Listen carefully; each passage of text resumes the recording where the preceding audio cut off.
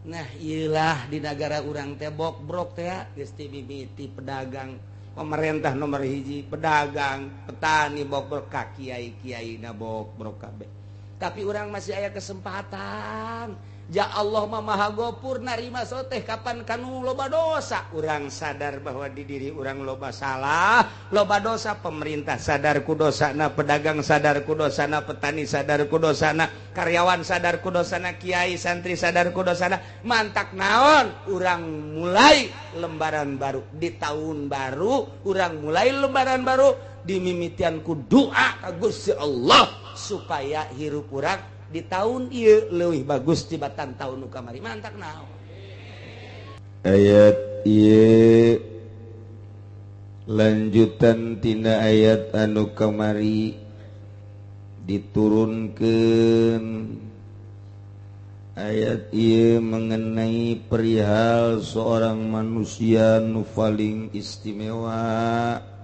sahabat anu berpangkat siddiq ialah Sayyidina Abi Bakar Siddiq. Mualaya anu ngalewihan ti Sayyidina Abu Bakar Siddiq radhiyallahu an. Antaranya nama geus teh hitung-hitungan pokona mah anu timbul ti Kangjeng Nabi mah ambus percaya. Geus teu make hitung-hitungan.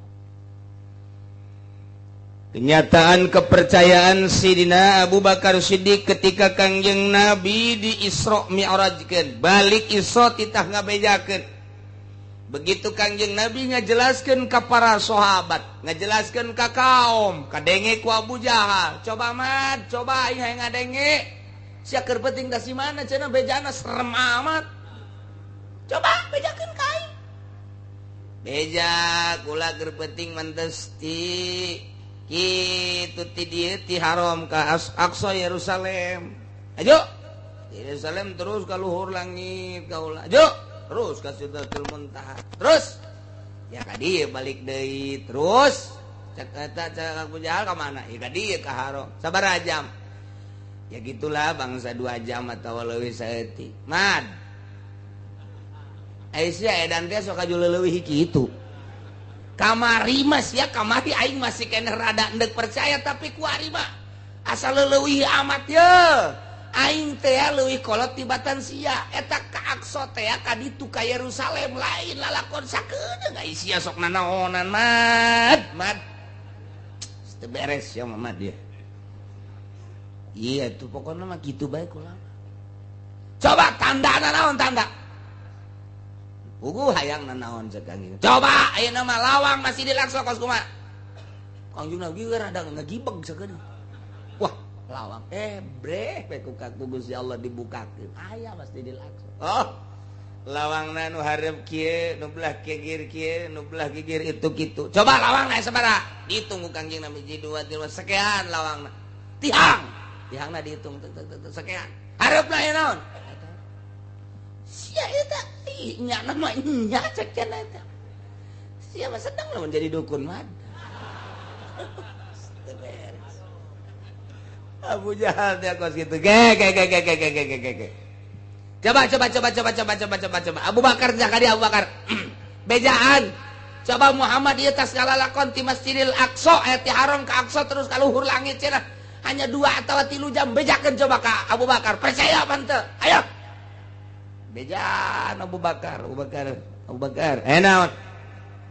Teu nyaho ieu rame-rame kabar naon? Muhammad keur penting mantes lalakon ti mana? Ti haram ka Aqsa terus ti Aqsa ka luhur langit ka Sidratil Muntaha. Jo. Cenah kapanggih jeung Gusti Allah dibere instruksi ti ditu ku Gusti Allah jo balik deui ka dieu. Tadi ta meme subuh. Jo. Eta teh lalakon dengan 2 atawa 3 jam kumaha Abu Bakar percaya teu leuwih ti eta mun Muhammad nu ngalaksanakeun percaya titik leuwih ti eta geh lamun Muhammad anu ngomongna aing mah percaya bae lamun salian Muhammad geula aing ge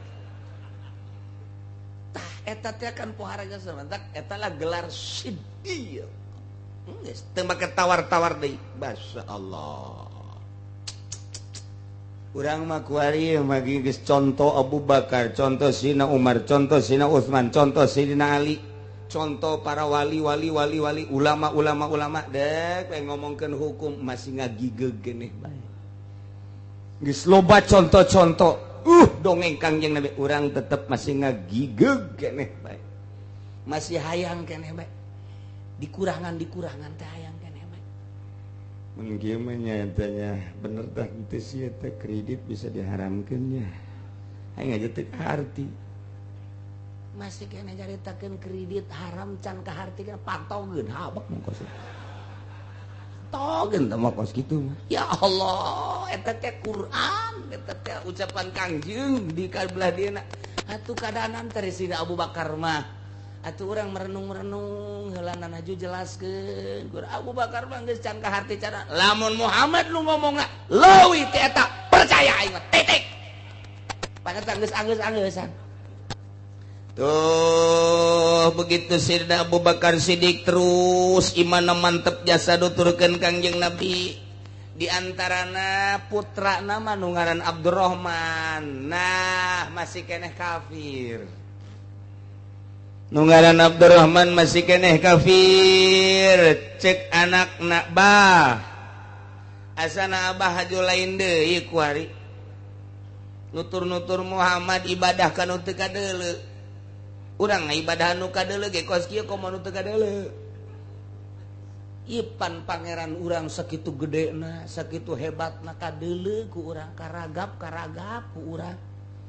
Haju abah kuari ninggalkeun pangeran eta lah, cak ulama kula sebagai anak nganasehatan ka abah maningan nyembah patung deui bae, urang babarengan ulah nyembah kanu teu kadeuleu. Hese cenah Allah tadi kaler ja eueuh di kidul, eueuh di wetan, eueuh di kulon, eueuh di luhur, lain di handap, lain di tengah, lain di mana tuh di mana. Can dibere hidayah mah kitu bae. Hese bae can dibere hidayah. Urang ge ngarenung we can dibere hidayah mah ya aing nyembah ka pangeran, pangeran kos kumaha nya. Artina lamun beureum-beureum mun hideung-hideung. Mun gede-gede sakumaha, mun di luhur uncang-uncangna di mana. Coba kuntilanak atuh nu kos kitu mah. Teu ngaji mah kos kitu kabeh ge teu ngaji mah. Tah nu mantak urang ngaji ge supaya mantap iman urang ka Gusti Allah. Supaya istimewa iman urang ka Gusti Allah. Ngaji moal bisa atuh teu ngaji mah. Nyaritakeun pangeran ngaji henteu. Nyaritakeun hukum ngaji henteu. Atuh moal becus kajian kumaha ge ngaji.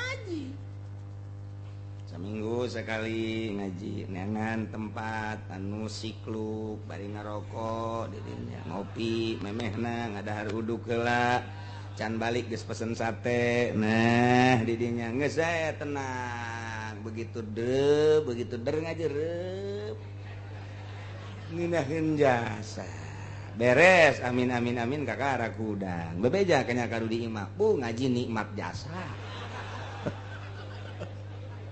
oreganan kerek.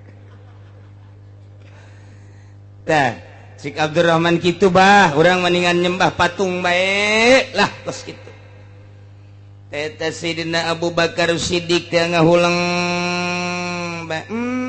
Boga anak teh can nuturkeun horenganan. Akhirna turunlah ayat ieu ti Gusti Allah merenungna Sayyidina Abu Bakar Siddiq. Hayang ngajawab kanu jadi anak.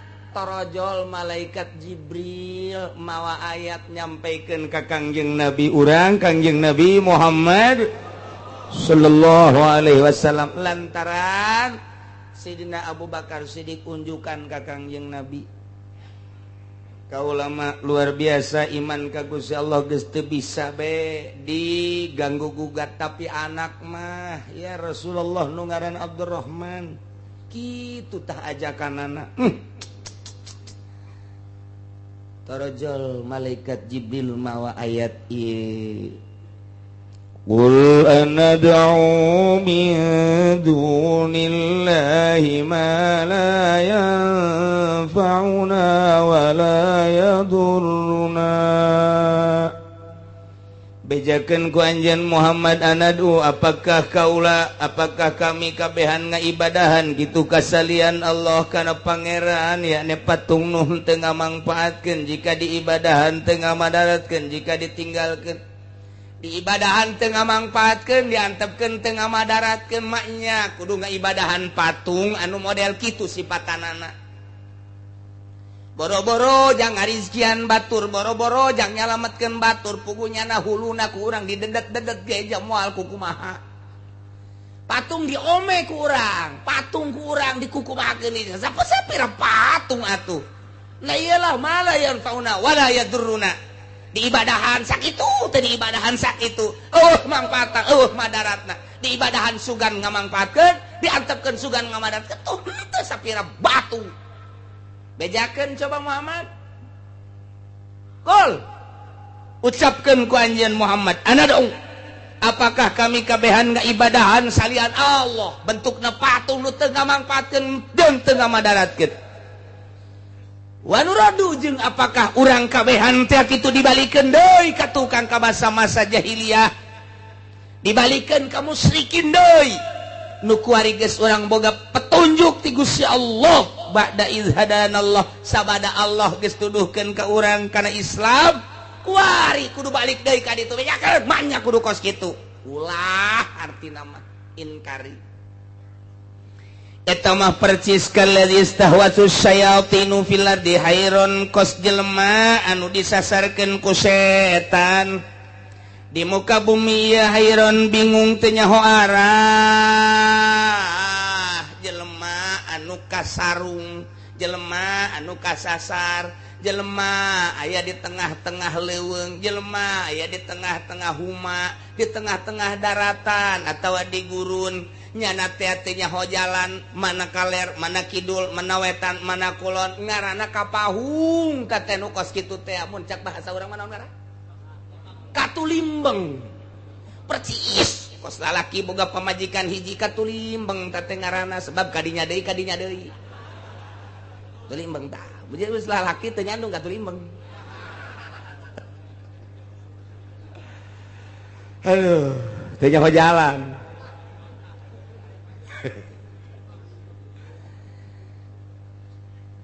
Ege cakolot baheula lamun urang katulimbeng di tengah-tengah leuweung atau di tengah-tengah daratan cekel kanjut. Kalau beratan mana? Lamun beratan anu katuhung ka katuhung ka ditu. Bener eta kolot baheula teh kos kitu. Lamun ternyata beratan ka kenca gitu. Tah eta mun lalaki mun awewe. Kabeneran ieu teh anu katulimbengna awewe. Atau baris awewe. Nah iya kumaha tetep gedean nu belah mana. Masya Allah.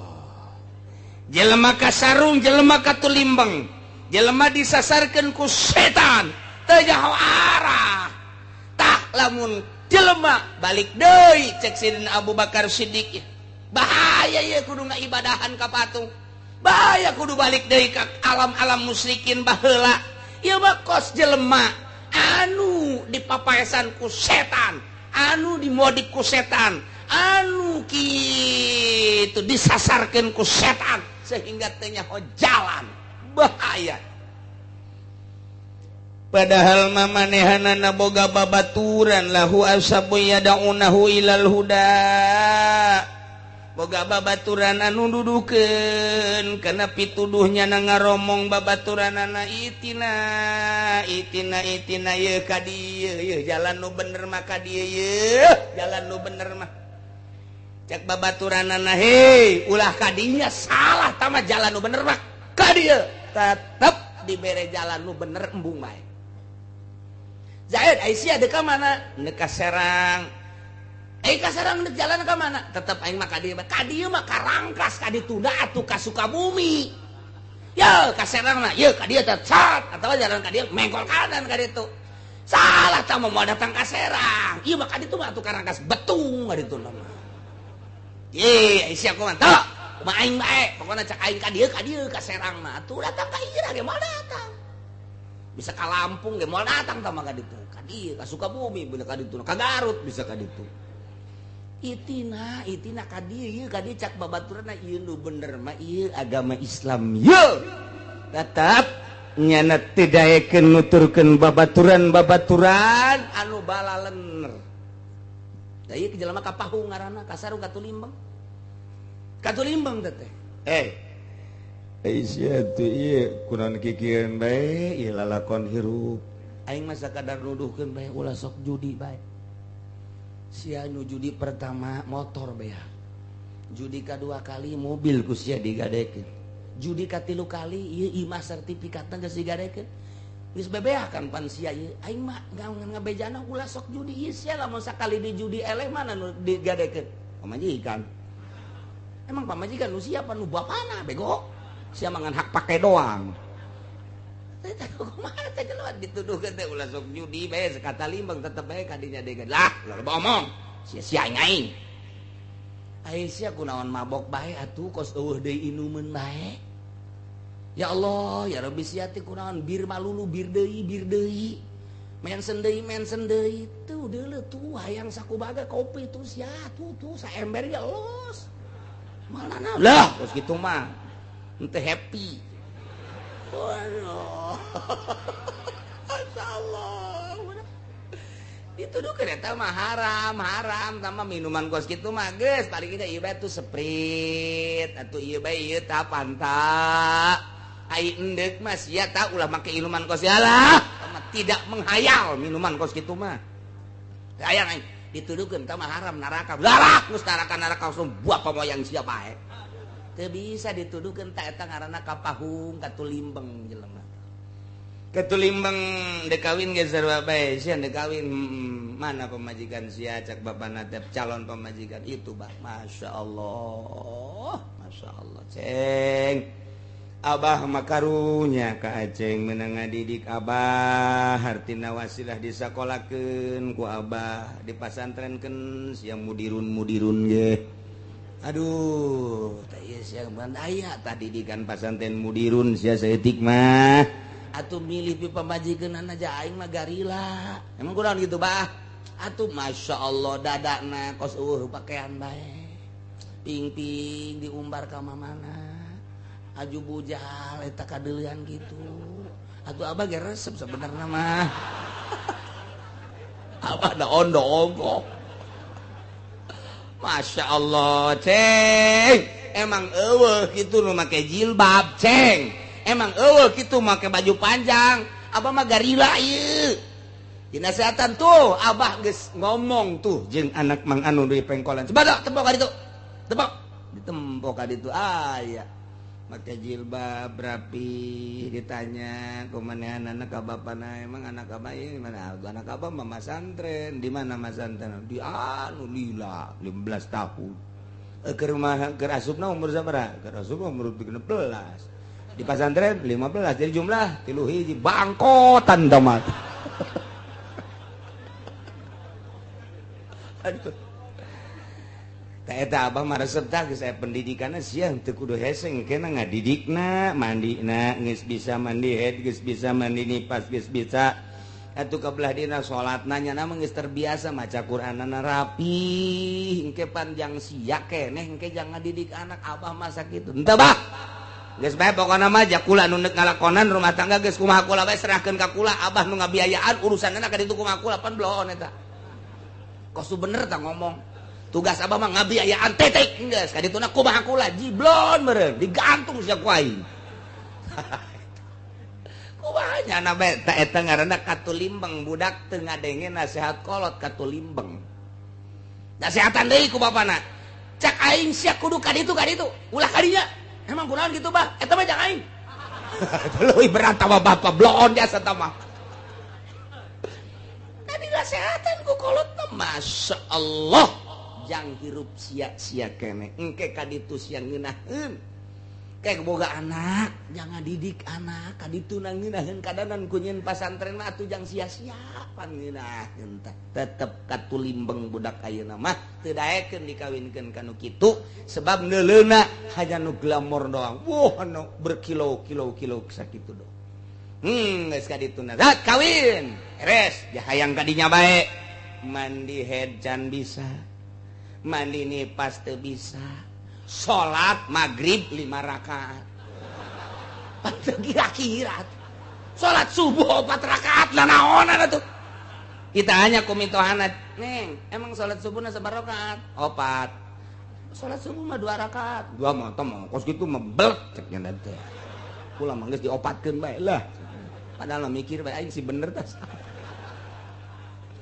kan hese tah salat bae ge can bisa didikaneun maka ning pamajikan mah hese dididikna ku pekes mana aya salaki bisa ngadidik salat ka pamajikan moal aya pang hese-hesena ngadidik pamajikan hese bikin ka batur bae geus hese ngadidik pamajikan mah lamun pamajikan didik ku salakina dijebian bae da lain kitu bo lain kitu ngalojokeun tah mah kos kitu mah jadi salaki mah ngadidik pamajikan bener ge geus salah bae hese bae kajen kuku mah ge pang hese-hesena murid da pamajikan.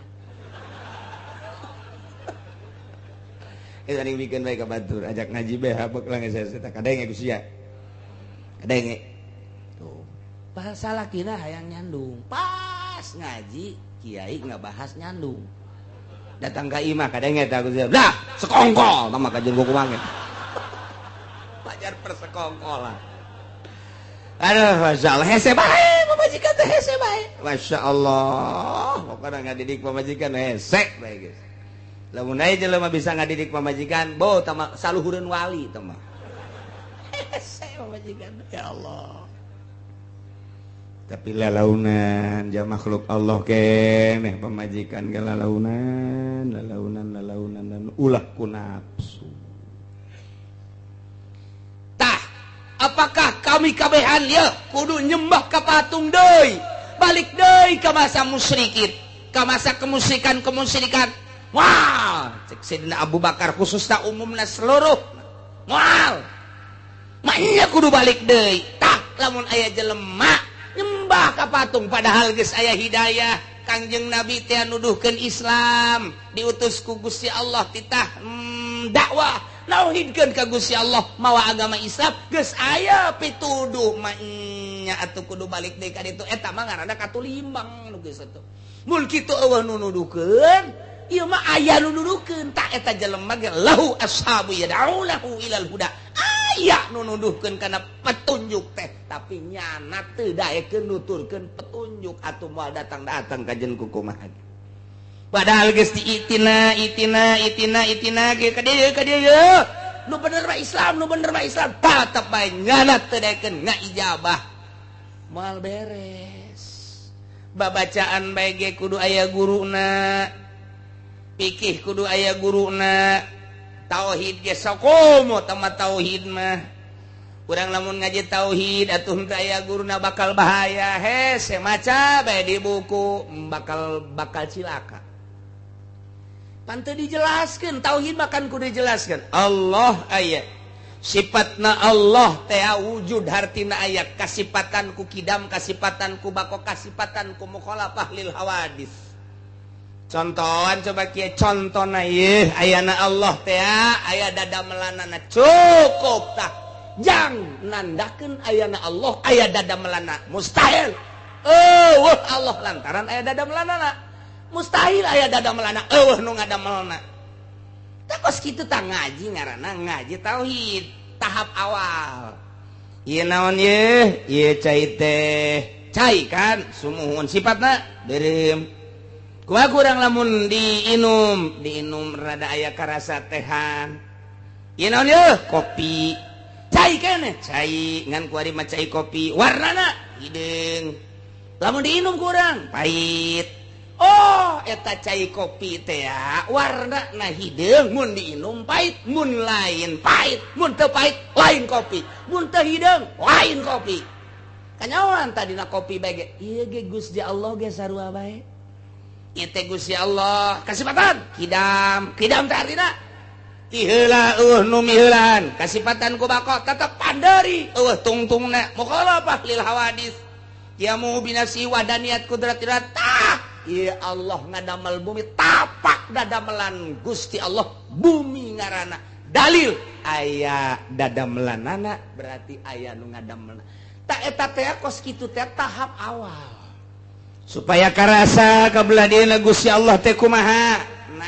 kurang tauhidna sok make tahapan kedua naik tauhidna make tahapan katilu puncakna make hikam tak kos gitu ngaji tauhid teh supaya orang karasa lantaran Kangjeng Nabi teh kan tilu dakwah teh hiji Islam dua iman nomor katilu ihsan iman geus jelas Islam kitabna geus jelas tumpuk ihsan ma anta budallah ka annaka tarah wa illam takun tarah ka annahu yara berarti boga rasa didelekeun tah supaya boga rasa di lain eta bae rasa didelekeun rasa didengekeun rasa digerakeun rasa diperhatikeun eta mah ngan sakadar contoh doang anta budallah ka annaka tarah wa illam takun tarah ka annahu yara eta mah hiji ka ditu nama asa didengekeun asa didelekeun asa diperhatikeun asa diintip bae ku Gusti Allah perasaan eta asa dirizkian ku Gusti Allah boga rasa eta letah ihsan ngaranna hayang datang ka dinya kudu Islam rapi iman rapi naik kakarat moal daekeun jelema nu geus ihsan mah nonton TV moal daekeun nya kieu bae nu boga rasa Allah nalekeun aing ye Allah nalekeun aing gua aing didalekeun ku Allah aing didalekeun ku Allah keur nonton TV cak Allah pan teu bagus tah nonton TV berarti aing dibendu ku Gusti Allah atuh aya kitu mah aing meureun suruh neraka lah kajenna keuna jadi suruh neraka lah laon pan eta moal dae lamun jelema geus boga rasa didelekeun didengekeun diperhatikeun ta eta teh luhur berarti isin ka Gusti Allah sieun ka Gusti Allah harapan anak sieun jeung isina beuki tinggi sabodo aing mah dibendu ku makhluk masa pira makhluk nu penting ulah dibendu ku Gusti Allah dipuji ku jelema mah lah kuari muji sore mah kadang-kadang ngabenduan teu aing mah hiji we Allah tah eta ngomong teh babari hayang datang ka dinya make tahapan-tahapan kumaha tahapan aya nu nuduhkeun ceng ye wudu nu bagus mah kieu pikih ngaranna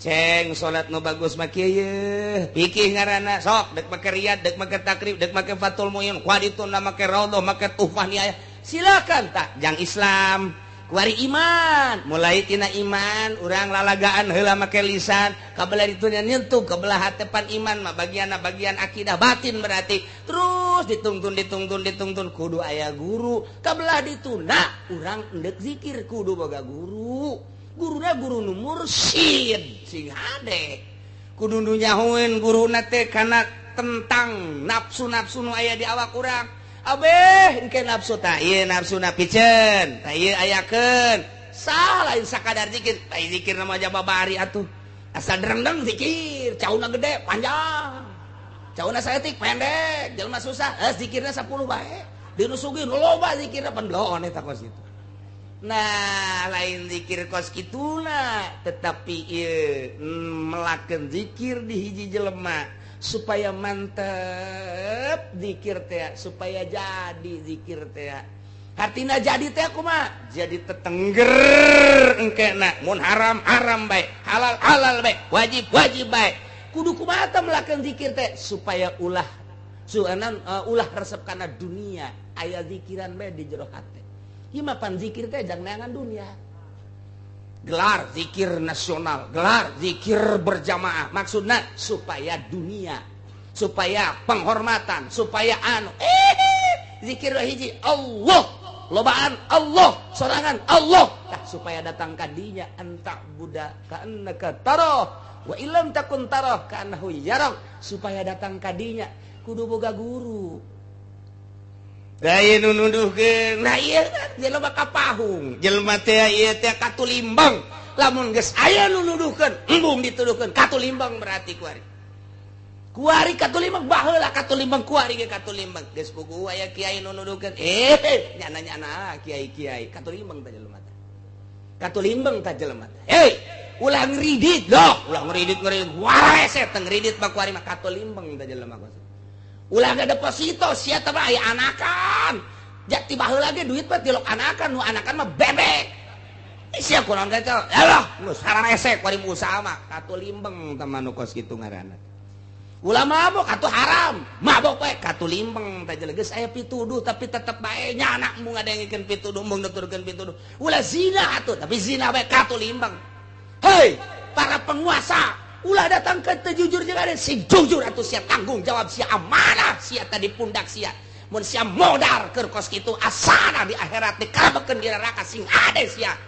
amanah ti rakyat sia salurkeun duit-duit rakyat ku sia sing ade ya dah ngocoprak eta kiai katulimbeng tah kos kitu tah kula mah nanya bae kira-kira loba anu katulimbeng tah loba anu henteu tuh atau emang nyana ieu nu katulimbeng masyaallah pas ke tahun baruan Raja Mutasim ngainstruksikeun ka askari-askari teh abri polisi abri ada beberapa titik di negara kita yang sedang mengadakan hiburan 1 titiknya belah sana 2 sana 3 sana dengan demikian kerahkan semua prajurit supaya amankan di berbagai titik-titik hiburan. Silakan laksanakan. Siap dan Panglima mengatur strategi ke anak buahna supaya sana sekian personil, sana sekian personil, sana sekian personil. Hati-hati caranya, tak diberi untuk mengamankan negara. Berangkat. Panglima ngontrol. Dan Panglima mah teu nyahoon Medan. Atuh teh nyahoon Panglima mah di mana Pasar Kemis teh nyahoon, di mana Cikupa teh nyahoon, ya Panglima mah di ditu bae di luhur. Tah mah biasa bae bangsa Kurawa. Prajurit dihandap, bos disebar supaya ulah uruhara. Panglima ngontrol, begitu ngontrol nyana teu nyaho di mana ieu nu sabenerna ngan aya bae sket didinya teh aya ta petunjuk jalan denah ka dieu oh iya hiji nu belah dieu kulantaran rasa ragu aya aki-aki didinya teh ditanya Ki di mana tempat hiburan Ki tempat hiburan di mana ya Ki ieu kan tahun baruan Ki tempat hiburan mata pengkolan didinya aya imah aki belah hareupna didinya aya ngeplak eta tempat hiburan didinya ya terima kasih Ki ya begitu sesuai jeung petuduh aki-aki pengkolan aya imahnya na ka ditu bener aya nu ngeplak sial kuburan ieu mah cak Panglima aing deuk datang deui ka si Aki ngalojokeun aing teh nyaho aing Panglima meureunana. Datang deui ka dinya, Ki. Ulan. Tempat hiburan di mana? Kan tadi geus dituduhkeun cak kana. Penggolan di dieu imah eta imah Aki, aya jalan ka belah dituna nu ngeplak eta tempat hiburan. Tama kuburan Ki. Eta. Tempat hiburan masa kuburan cak jana etalah tempat hiburan nu paling indah nikmat lamun geus ka kuburan sangkilang di luhurna ge geus jimat komo ka handap ngaco si Aki manya kuburan tempat hiburan sakali deui Ki kula ieu adalah Panglima keur ngatur strategi untuk keamanan geus dibagi sekian personil. Nah, kula ieu teu nyaho ye jejak arahna ye ka mana ye tempat hiburan camat Ki di daerah dieu. Eta tempat hiburan ulah macam-macam Ki ka ditampilin. Kugu eta buaplok. Alhamdulillah cak si Aki. Emang karak ditampilin alhamdulillah cak Panglima. Kuat amat nih jelema ye kencak waris sia. Ki, tempat hiburan di mana? Eta di dinya. Tampilin deh kayak joger. Alhamdulillah. Di talian si Aki. Tapi di jero hatena mah ieu si jelema bener apa lain. Jeung ulama tah lain. Lamun kiai ieu atuh aing bahaya ceknya. Aya pikiran mah kos kitu aya. Polisi abri ka kiai mah aya bae sanajan galak ya tetep bae aya. Sebab dianggapna kiai mah deket ke Allah kecuali Kiai Golkar. Kalian gunyana diseret dibawa ke istana. Tuan Raja. Ya. Eta sa? Aki-aki. jaga hudang. Begitu hudang, wow, raja langsung nangkep. Wah, cak panglima aing ya bahaya. cium tangan raja. Oh, kiai, wah bener baik. Cilaka aing, cilaka. Cek tuan raja, buka. Tuh bener. Asana nasi baing mah ieu mah geus diturunkeun ka jero. Dibuka. Dihormat ku tuan raja. Didieukeunana di tempat tamu anu istimewa. Wah, tempat tamu naon gitu penggede nyana di luar kieu. Nasib. Asana aing mah kumaha meureun. Aduh, tapi panaing mah nu jelas ngadek laporan bae ka tuan raja. Dan dek mangga tuan raja. Nyaho teh ieu? Henteu.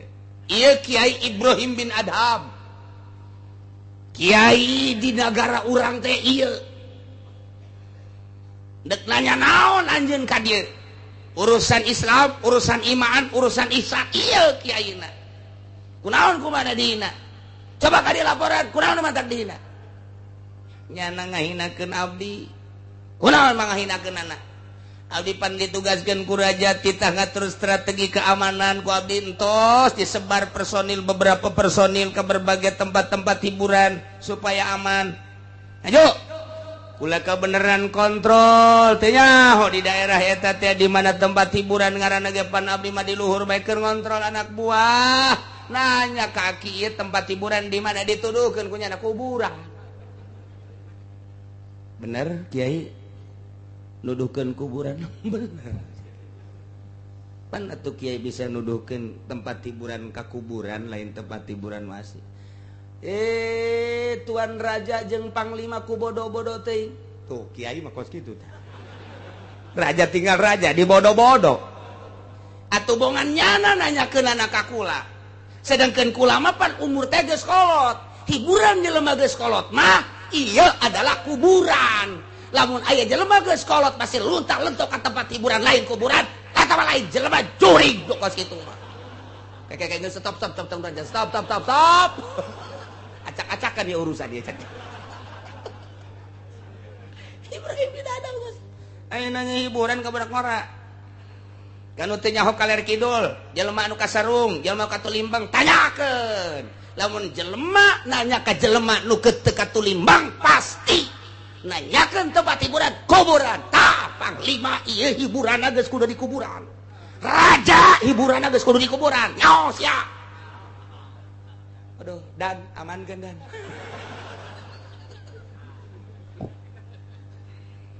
Tapi asup ka jero hate tuan raja. Oh, jadi jelema kolot bagus teu layak hiburan rarame. Hiburan nu kolot mah geus kudu ka kuburan. Hiburan teh geus macam-macam. Tah, jadi nasihat seorang ulama anu ikhlas, nasihat seorang waliullah anu ikhlas. Teu pamrih dekasah sebab naon? Eueuh unsur hayang di alam, eueuh unsur hayang dibere sekalipun raja keur kasarung jeung katulimbeng mah luruskeun itina. Panglima perang kasarung tuduhkeun ieu teh. Ngan ieu mah caritana nuduhkeun jalan ka Allah. Masa sih kudu make hiburan-hiburan? Tahun baru lain ngadoa ka Gusti Allah hiburan. Ieu ngaranna jelema katulimbeng. Lamun di lembur urang tahun baru lain ngadoa ka Gusti Allah katulimbeng. Cenah eta mah Ki Haji katulimbang. Cenah eta mah pamarentah, patulimbang, bin katulimbang. 3 kali bin tah mah geus. Katulimbang di Indonesia kuari tahun baruan lain ngadoa ka Gusti Allah, tahun kaharep mudah-mudahan dibere jembar segala rupana, urusan rezeki, kahirupan, sehat dan lain sebagainya ditingkatkan ibadah. Lain ngadoa kos kitu hiburan. Nah, di Indonesia teh camat mun ngayakeun hiburan tahun baru, camat katulimbang. Lurah mun ngayakeun hiburan, lurah katulimbang bin. Sabaraha bin eta? Katulimbang. Lain cak kula, cak Ibrahim bin Adham dina dongeng supi na kos kitu. Ulah katulimbeng cenah hirup mah atuh. Geus kolot mah tah hiburan teh ka kuburan. Cek Raja Mu'tasim teh ke maksudna ka kuburan teh hiburan kumaha? Hehe, deuk geus kolot mah deuk ka mana deui mun lain ka kuburan. Sedengkeun di kuburan kapanggih jeung Allah. Kapanggih jeung nikmat kubur. Di dunia mah urang kuari salat, di kuburan mah teu kudu salat. Di dunia mah urang kudu maca Quran, di jero kuburan mah teu kudu. Di dunia mah kuari kudu puasa, di jero mah geus teu kudu. Berarti kan urang teh terhibur di jero kuburan teh ku kaindahan-kaindahan kuburan. Tah nu geus kolot tah kudu boga pikiran kos kitu, Raja. Amankeun. Bahaya ieu mah. Ngamuk bahaya nu kos kitu. Cek Raja Mu'tasim Kiai geus lah ulah loba omong ku imah dibere bingkisan bae nya bawa ka imah geus ulah loba omong hiburan mah hiburan atuh kami anu karolot di dieu geus teu kudu hiburan mama mah di itu di imah bae geus naon dia bingkisan naon hah gede apa leutik itu kan pun gede leutik ya leutik teu hayang aing teu beli mobil teh mah kos Fortuner tah kan bloon eta ge kos kitu tah tapi Ibrahim bin Adham haram kura nganasehatan raja nganasehatan panglima kudu nyokot hadiah haram beusi nasehat kula diojol jeung nasehat jeung hadiah haram kula mah kuari ulah coba-coba nasehat kula diojol jeung hadiah kula titik kula mah dek balik bae lantaran kula ka dieu diseret kula seret deui ka ditu ulah sakumaha raja ulah kaya tuh banyak seret deui sakumaha aslina bae kula mah geus pokona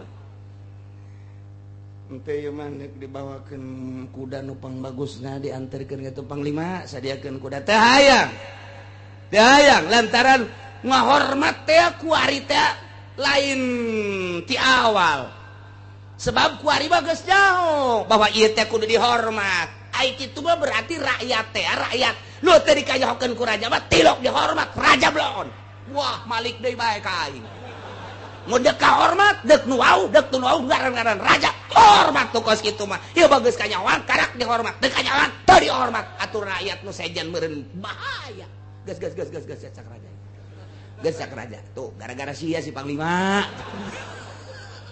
amalaya ieu nasehat cek cenah gas kula mah hadiah moal diojol nasihat kula jeung hadiah dek dipersilahkeun make kendaraan bagus teu hayang ka ulama mun teu daek nyeret kula mah dek lempang bae balik ka ditu henteu kula mah dek balik wah kajen teh disadiakeun kendaraan bagus tetep lantaran awalna teu bagus ieu lamun awalna dihormat kemudian dipapageun balik lagi dipapageun oh masalah kula mah geus moal robah tapi awalna ieu kos kieu geus sayang kula mah ulah balik kula mah wassalam tinggal raja bajeng panir sia-sia cia tuh kula bantu ya di jalan kapanggih deui jeung wakil panglima stop berani-berani jelema cumplang-campling kieu ka istana mah teu meunang didatangan ku jelema cumplang-campling ge kudu nu make bintang minimal bintang 7 puyang-puyang sia nya nama cicing saya abdi hamba Allah yang ngaranan sa hamba Allah bae sakali deui awas sakali deui awas hiji dua katilu teu ngajawab nu bener lista maja utama sikap teu nyaho ye wakil panglima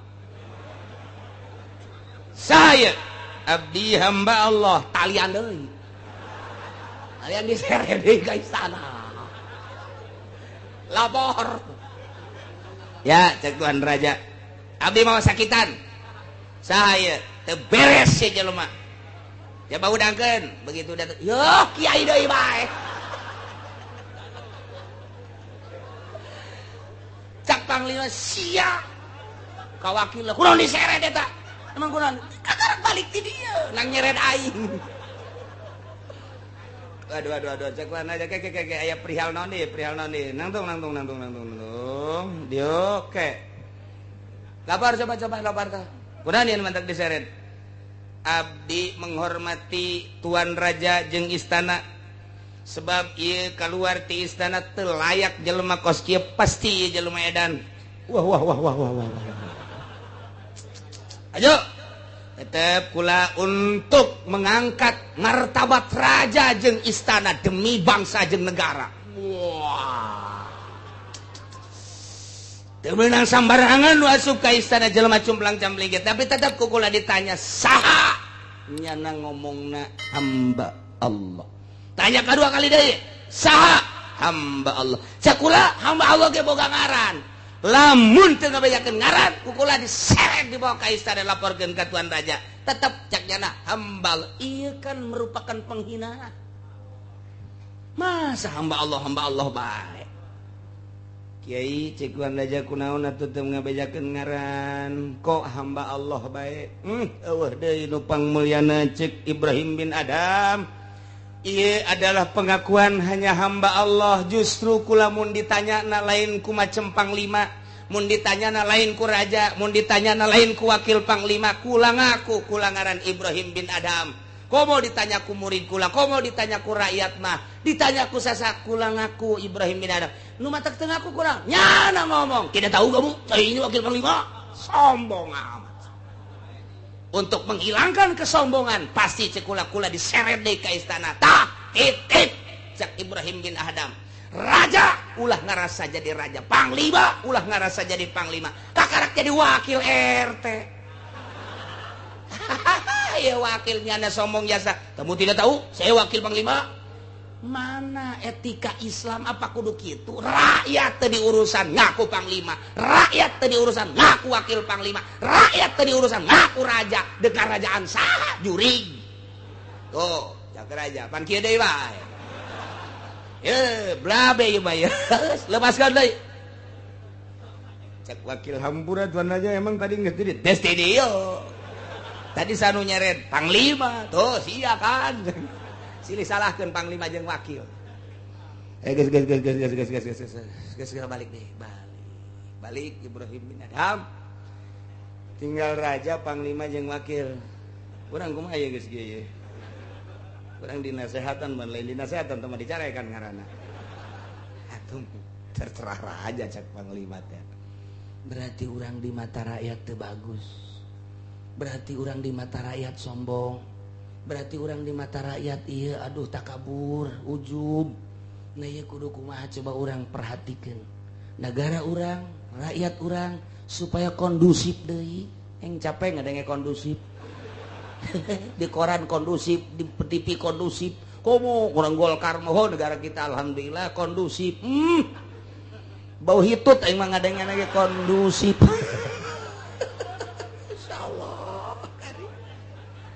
ayolah gara-gara tahun baru seperti eta instruksi Raja Mutasib wahai panglima wahai para penggawa tidak terkecuali hentikan semua itu naon hiburan ganti dengan zikir ganti dengan doa tidak terkecuali baik muslim maupun non muslim sebab negara orang negara Islam hentikan hiburan ganti doa bersama kakarak rakyat luar biasa menyambut instruksi raja urang mah ulah jauh presiden heulanana tuh bupati jangan milih ente pan nyaputnya mahal kan eta nebusna maka sabaraha duit coba tuh nasehatan bupati anyar cek urang coba kita doa bersama hiburan hentikan tek celi anjing datang gadaikeun celi kula mah ulah tuh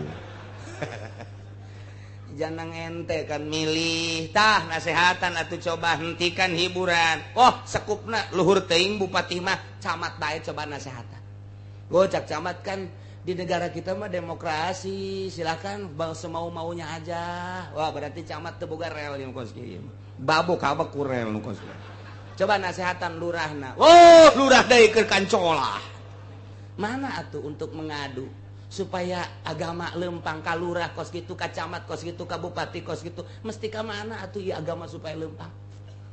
Nah gitulah cerita di tahun baru Ibrahim bin Adham katangkap ku Raja Mutasim. Akhirna raja mah luluh lantaran nungana sehatanana asli embung dibere hadiah. Asli embung dianterkeun dipuja-puja. Istimewa lamun kos kitu dakwah teh. Mun teu diojol jeung pamere, teu diojol jeung hadiah, rapih dakwah teh. Nah ieu lah keur carita itina lain eueuh pan sobat urang nu duduhkeun kana bener. Tapi geuninganan teu darekeun kana bener. Oh, urang nasehatna ojol. Lamun nu ngundangna nu sugih nu bebereana gede buleudna. Lamun anu ngundang ka daerah mana ye? Daerah anu mah lain maka dinya mah keur ieu ge. 200.000 na naonan. Beak tekor atuh aing. Tak mal narima deui. Dakwah naon teh kos kitu teh. Nah, ieulah di negara urang teh bok-brok teh geus ti mimiti pedagang pemerintah nomor hiji, pedagang, petani bok-brok ka kiai-kiaina bok-brok kabeh. Tapi orang masih aya kesempatan. Ja Allah mah Maha Ghafur narima soteh kapan kanu loba dosa. Urang sadar bahwa di diri urang loba salah, loba dosa. Pemerintah sadar ku dosana, pedagang sadar ku dosana, petani sadar ku dosana, karyawan sadar ku dosana, kiai santri sadar ku dosana. Mantak naon? Urang mulai lembaran baru di tahun baru. Urang mulai lembaran baru dimimitian ku doa ka Gusti Allah supaya hirup urang di tahun ieu leuwih bagus tibatan tahun nu kamari. Mantak naon? Amin endek moal sia.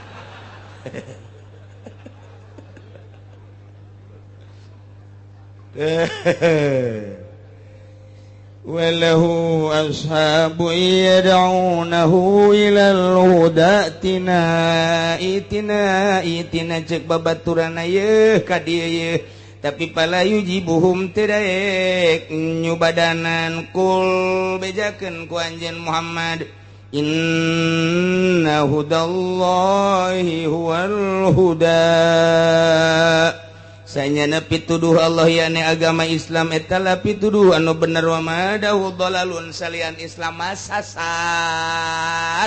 Di zaman Kangjeng Nabi urang kuari Kangjeng Nabi Muhammad ieu adalah huda nu asli mah wal huda adalah agama Islam. Kristen dolal, Yahudi dolal, Protestan dolal, Katolik dolal, Konghucu dolal. Selain daripada Islam, Islam mah wal huda. Ialah Islam. Selain Islam dolal. Sasar, salah. Urang mah alhamdulillahirabbil alamin wa umirna linuslima lirabbil alamin. Jeung diparentah urang kabehan supaya urang nurut pasrah ka Allah sebagai pangeran alam kabeh. Bisa wa umirna diparentah urang sadaya ay aslimu sing narurut marane kabeh salaladar marane kabeh pasali rabbil alamin. Nomor kahiji nomor kadua wa nakimu supaya akur dimodif linus lima ay aslimu kahiji nomor kadua bi anakimu sholah supaya aranjeun ngalaksanakeun salat wattaku jeung kudu sadarieu aranjeun kabeh ka Gusti Allah wa huwallazi ilaihi tusyarun. Gusti Allah teh nu bakal ngumpulkeun ka urang kabehan ke bakal digiring ka mahsyar tempat kumpul dihijikeun maksudna lil hisab rek dihisab. Dirang bakal ditanya umur sabaraha urang dipake naon eta umur salia di dunia. Urang boga harta dikamanakeun eta harta urang salia di dunia. Nyokotna ngalana ngahasilkeun meunang ti mana digunakeun ka mana. Nu boga ilmu bakal dihisab ilmuna. Sia dibere ilmu digunakeun ka mana eta ilmuna dipake nuduhkeun ka aing apa dipake di dunia. Ieulah nu bakal dihisab. Kabelah ditunang ke mata urang diperbandingkeun ciri urang diperbandingkeun antara bener jeung salahna. sungut urang irung urang kabeh awak kurang nah ieu bakal dihisab engke iyalah wa ilaihi wa huwa alladzi ilaihi tuhsyarun bakal digiringkeun dihijikeun dikumpulkeun ke jaga di mahsyar urang bakal neuleuh timbangan mizan ngaranna belah ditu bakal neuleuh jembatan Shiratal Mustaqim seuneu ngagedur-gedur belah ditu neraka ke aya surga nu bisa nyebrang di jembatan Shiratal Mustaqim berarti lulus ka surga nu teu bisa nyebrang ieu bakal sing jarungkel ka neraka setelah dihisab masyaallah. Mudah-mudahan orang kabehan nu hadir di dia khususna umum mama dulur-dulur orang muslimin wal muslimat bapak orang aki orang keturunan orang anak-anak orang jeung tetangga orang mudah-mudahan dihampura sakabeh dosana ditenden dina tempat anu mulya ku Gusti Allah yakni ditempatkeun dina rahmat Allah Subhanahu wa taala di kuburanana lega jeung caang di akhiratna dihidikeun di bawah bendera Kangjeng Nabi urang Kangjeng Nabi Muhammad sallallahu alaihi wasallam dalam ikilah mangkuriku kalabi kaya bapak wa kadzalan iku kaya ikilah abi Ibnu Amin utawi anak lanang saking paman li Zakarin kang tetep kadua lanang wala yuta unsanan oradan oyahaken ya Ibnu Amin wala yuta lan oradan ya Ibnu Amin unsan in anak wadon Kayun rapakot sumakalamun ngarewangi wing unsan apa bintuhu anak wadone iya Ibnu Amin sulima maka den pasrakeun ya unsan ilaiha maring bintu ilaiha maring bintu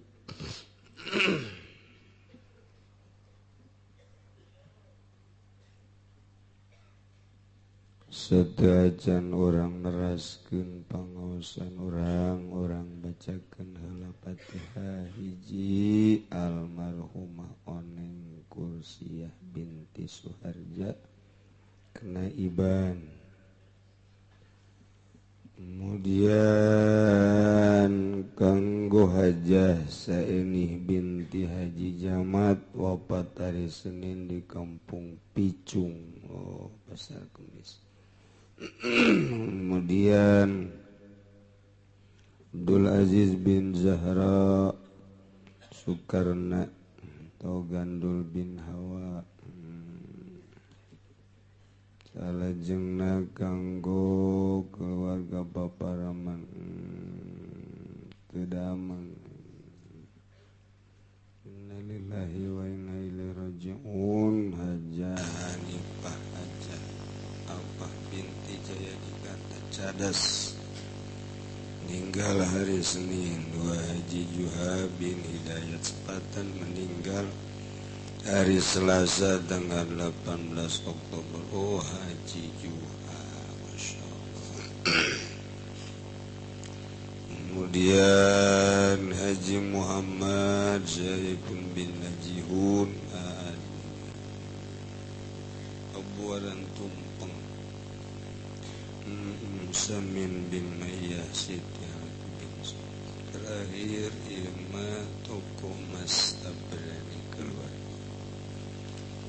Tadi disebutkan namina khususnya umumna dulur-dulur orang betos para rukus mudah-mudahan dihampura sakabeh dosana caangkeun di kuburanana dilegakeun dijembarkeun tur dibere kasenangan kubur ku Gusti Allah ibarakati umil Quran Al-Fatihah. Bismillahirrahmanirrahim. Alhamdulillahirabbil alamin arrahmanirrahim maliki yaumiddin iyyaka na'budu wa iyyaka nasta'in ihdinas siratal mustaqim siratal ladzina an'amta 'alaihim ghairil maghdubi 'alaihim waladdallin. Fatihah kedua kanggo dulur-dulur urang, tetangga urang, terutama abah ibu anak urang anu keur mejehna menunaikan ibadah haji, mudah-mudahan dibere seger, dibere jag-jag, dibere giat ngalaksanakeun ibadah hajina, dibere daekan ngalaksanakeun ibadahna, bisa ka Madinah, bisa balik deui ka lemburna masing-masing kalawan salamet mawa haji anu mabrur anu maqbul bi barakati umil Quran al-Fatihah. Alhamdulillahi rabbil alamin arrahmanir rahim maliki yaumiddin iyyaka na'budu wa iyyaka nasta'in ihdinas siratal mustaqim siratal ladzina an'amta 'alaihim ghairil maghdubi 'alaihim waladdallin.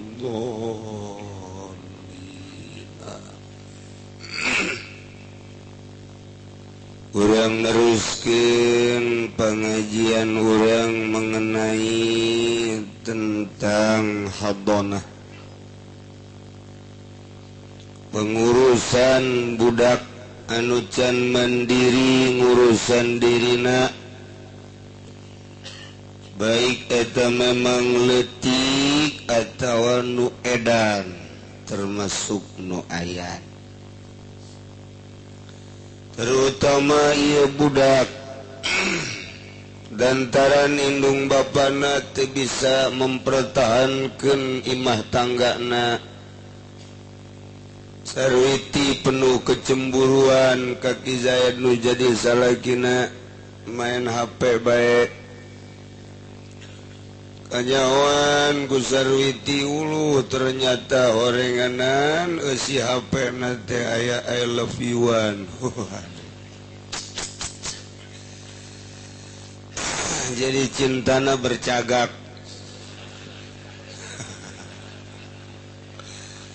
Pangbung-bungeunana awewe dibere cinta bercagak hayang utuh.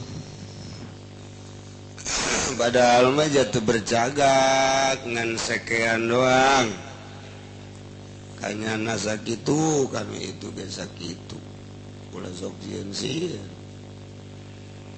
Tapi embung bae atawa sabalikna ayeuna mah lantaran atuh Ki Zaid macicingeun jalemana waduh aya boga asa pamajikan sarwiti masyaallah luar biasa tingkah lakuna masyaallah lantaran sering nonton TV nurutan tingkah-tingkah bintang-bintang film nu aya di TV.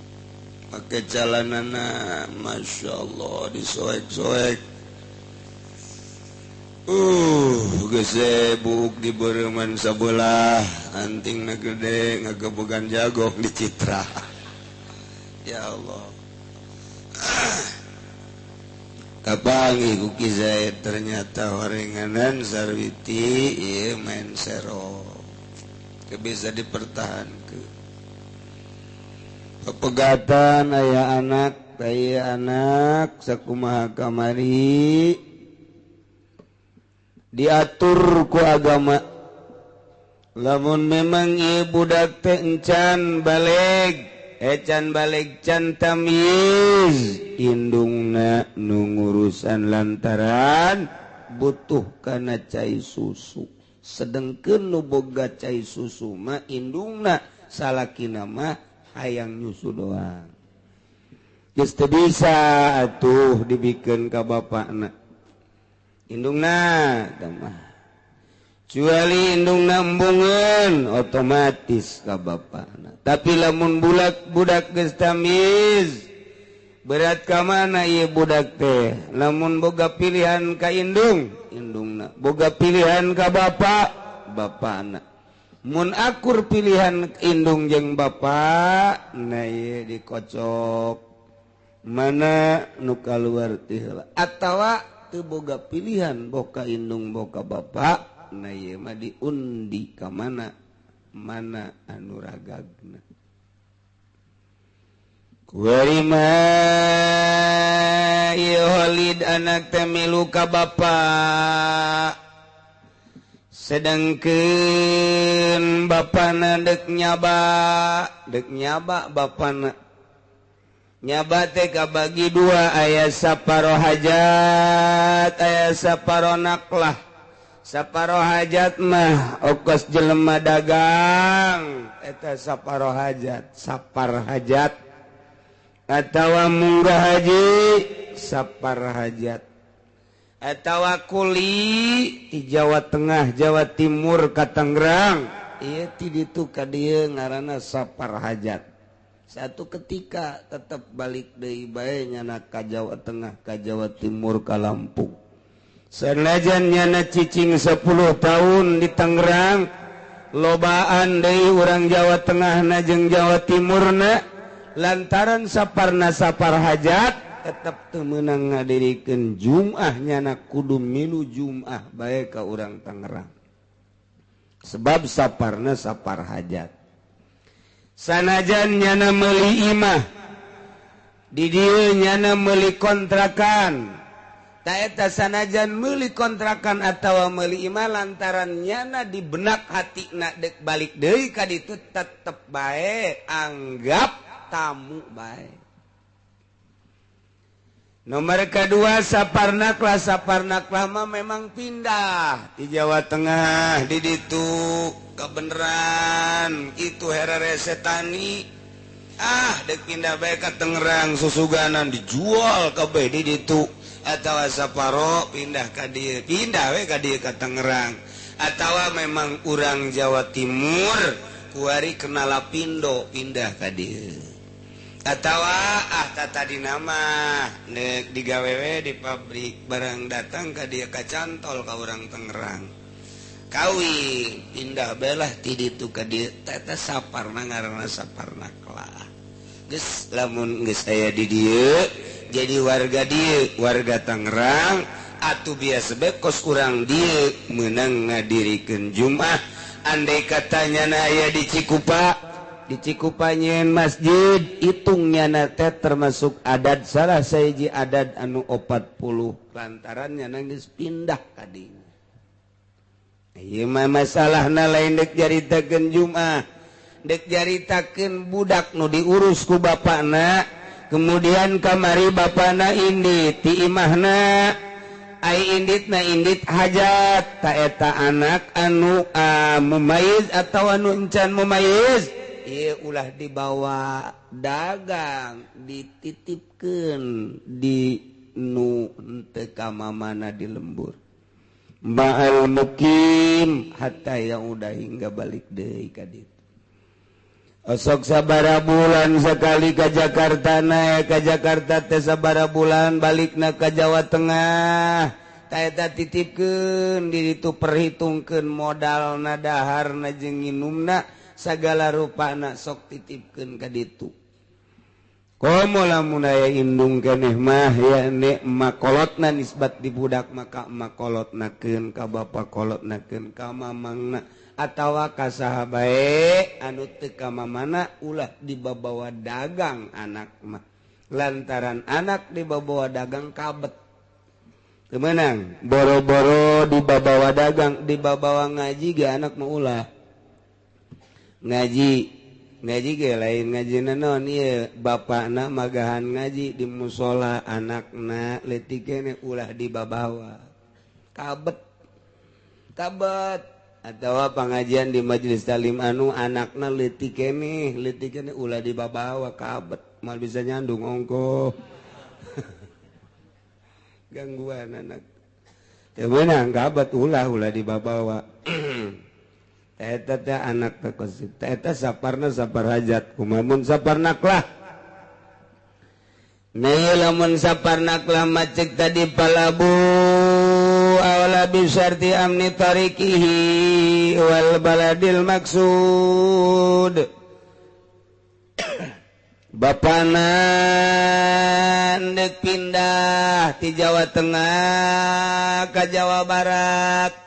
Eta anak dek pindah, makna mah pante di Jawa Tengah bae.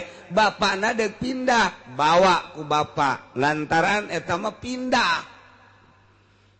Butuh kana pendidikan, butuh kana pulasara, butuh kana gitu aturan-aturan jang masa depanna. Nah ieu bawa ku bapakna fal abu aula asal di jalana aman. Di negara anu dipake pipindahanana aman. Asalna di Indonesia di ke Malaysia bapakna teh eta teh pindah ke Malaysia eta teh bawa anakna. Masya Allah. Kuari mau boro-boro anak pemajikan gitu di Bararawa. Urang Korea kawin jeung urang Subang. Jeung urang Subang, aju urang Korea na balik ke Korea, ieu pan pamajikanana ieu di Subang ditinggalkeun geus 3 tahun, geus 4 tahun. Telepon teu nyambung, napakah zahir batin eueuh. Eta teh dibawa dihubungi ka ditu, eueuh bae tah eta nu kos kitu bese jasa deuk kawin deui na di Indonesia. Sedengkeun jelema susah pan eta teh. Can ditolak pasal nama can ditolak. Eta teh negara antar negara nu kudu ngaberesan nu kos kitu teh. Teu bisaeun di Indonesia lupa teh ka kiai bae. Ai ka kiai pan mawana ngan jeruk hasem doang. Beres bae sih ku kiai nama oh masalah. Di deuleu we ku kiai mah oh jageulis geus bakal mamana. Kiai tarolol tong kos kitu. Eta loba jasa kawin jeung urang Jepang, urang Karawang, hadena urang Pasar Kemisan, urang Subang, urang Karawang, urang Cianjur, urang Sukabumi, aya urang Tangerang hiji kawin ku urang Jepang. Kuari indit salakina ka Jepang ka ditu. Geus 3 tahun, geus 4 tahun. Neye pamajikanana teh dipilare dina pakahan henteu ditolak henteu ta eta teh nyana endek aya nu mileuleungkeun kumaha kudu aya surat tolak ti salakina kumaha lamun nyana imah tangga jeung nu sejen salakina datang deui ka dieu urang Jepang mangkahning terkenal nyana mah bom bunuh dirina eta kan bahaya tah. Eta kudu diselesaikan ku negara. Insyaallah teu bisaeun da negara urang nyelesaikeun kos kitu teh teu bisaeun. Sebab eueuh duitan.